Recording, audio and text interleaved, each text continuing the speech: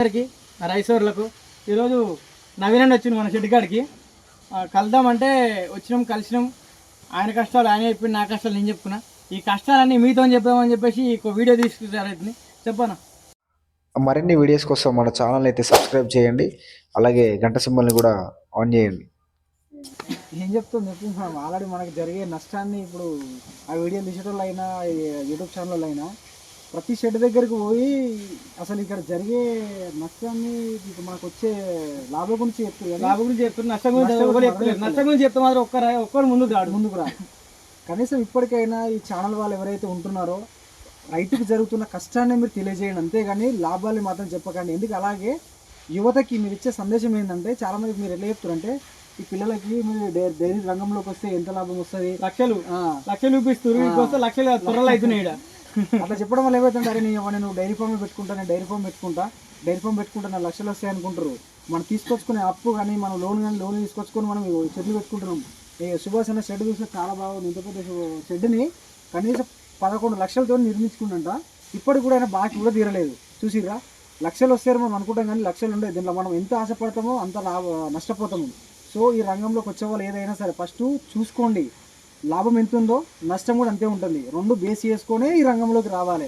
అంతేగాని పాపం ఇప్పుడు సుభాష్ అన్న ఇప్పుడు చూసిందా, ఆయన చేసే కష్టానికి ఆయనకు సరిగా ఇప్పుడు దాన రేటు హెవీగా ఉండడం వల్ల, పాల రేటు లేకపోవడం వల్ల చాలా కష్టపడుతుండు. మొన్న దాకా ఇక్కడ వర్కర్స్ ఉండేనంట. ఇప్పుడు వర్కర్స్ కూడా జీతాలు ఇవ్వలేని సిచ్యువేషన్లో ఉండి సొంతంగా తన పని ఆయనే చేసుకుంటుండు. ఇంకోటనా, ఈ జాబ్ చేసేది మంచి 30,000 40,000 ఇష్ట పెట్టుకొని లక్షలు అనగా యూట్యూబ్లో లక్షలు అనగానే వీళ్ళకి వచ్చి ఇన్వెస్ట్మెంట్ చేస్తారు, లోన్లు తీసుకొస్తారు. నన్ను మెసేజ్ చేస్తారు, నాకు నా లోన్లు కావాలన్నా, లోన్లు ఏ విధంగా తీసుకోవాలని మెసేజ్ చేస్తారు. దాన్ని లోన్లు తీసుకొని వచ్చి ఇన్వెస్ట్మెంట్ చేస్తే తెలియక వచ్చిన వాళ్ళు చాలా మంది. రీసెంట్గా ఒక అతను మెసేజ్ చేసిండు నాకు, అన్న ఆవులు తెచ్చుకుంటున్నంటే వద్దని చెప్పిన. ఫస్ట్ తర్వాత తెచ్చుకుంటాను, సరే ఫస్ట్ ఒక 5 ఆవులు తెచ్చుకో అని చెప్పిన. ఆయన ఏంటంటే ఒకటేసారి 14 ఆవులు తెచ్చుకున్నాయి. 14 ఆవులు వస్తేనే అలా చిన్న దూడలు చచ్చిపోయినాయి. వచ్చినాక తీరొక్క రోగాలు వచ్చి సగం లాస్ అయిపోయి ఉన్నాయి అమ్ముకుంటూ. ఒక్క 2 మంత్స్లే మొత్తం మీద. అట్లా తెలియకుండా డైరీ ఫామ్లోకి రాకురి. కాకపోతే కనుక్కోరి. కాకపోతే మీకు తెలియాలంటే ఒక 10 డైరీ ఫామ్లో తిరుగురి. లాభం ఉందంటే మీరు పెట్టుర్రి, మేము సపోర్ట్ ఇస్తాం. అది లాభం లేదు అనుకుంటే మీరు రాకురి. అనవసరంగా పైసలు వేస్ట్ అవుతాయి, మీ ఇన్వెస్ట్మెంట్ మొత్తం వేస్ట్ అయిపోతుంది. దయచేసి మీరు ఇప్పుడు ఛానల్ వాళ్ళు ఎవరైనా సరే ఫస్ట్ ఆఫ్ ఆల్ మీరు ఫోకస్ చేయాల్సింది ఎంత లాభం ఉందని కాదండి, దాంట్లో ఎంత నష్టం ఉంది, ఎంత కష్టం ఉంది మీరు దీన్ని చూపించండి. దీన్ని చూపిస్తే అప్పుడు ఎవరైనా ఈ పని చేయడానికి ముందుకు రాగలుగుతారు. చాలామంది ఏంటంటే మనం చూపించగానే ఈ రోజులలో మొత్తం కల్తీ ఫుడ్ అలవాటు పడిపోయారు. అట్లే కల్తీ జనాలు కూడా ఉంటారు.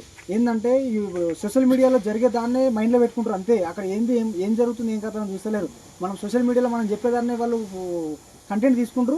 డైరీ ఫామ్ పెడితే ఇంత లాభం వస్తుందంట, నేను ఆవులు కొనుక్కొచ్చుకుని ఇంత లాభం వస్తుందంట, నేను ఏమో పాలు పోసి గిన్ని పైన వస్తుంది, గాని దగ్గర పోయి నేను ఎందుకు పని చేస్తా, వీని కింద పోయి నేను ఎందుకు పని చేస్తా అంటారు. అంతేగాని చూసుకోండి బ్రదర్, ఎందుకంటే ఈ గవర్నమెంట్లు ఏం పైసలేమి ఇస్తలేవు. మనం గవర్నమెంట్ డైరీలో పాలు పోస్తే కూడా 4 నెలల నుంచి బిల్లులు చక్కగా పడతలేవు. మనం బయట పోసుకున్నాం అనుకుంటే అక్కడ పాల రేట్ ఏమో ఏమాత్రం లేదు. తిప్పి కొడితే 30 రూపాయలు ఏమో పడుతుంది లీటర్కి. బర్రెపాలు ఏమో 40 రూపాయలు 50 రూపాయలు పడుతుంది. ఈ రేట్లలో మనం పోసుకుంటే మనం ఈ 40 రూపాయల దానాకి తీసేయి, గడ్డికి తీసేయి, నీ ఖర్చు తీసేయి, నీ బండ్ల పెట్రోల్ తీసేయి, ఏం మిగులుతుందో ఆలోచించారు మీరే. ఇది పరిస్థితి మొత్తం డైరీ ఫామ్ మీద. ఒకప్పుడు డైరీ ఫామ్ అంటే ఆహా అన్నట్టు ఉంటాయి, ఇప్పుడు డైరీ ఫామ్ అంటే దండం పెడతారు. ఇది పరిస్థితి, డైరీ ఫామ్కి వచ్చే పరిస్థితి.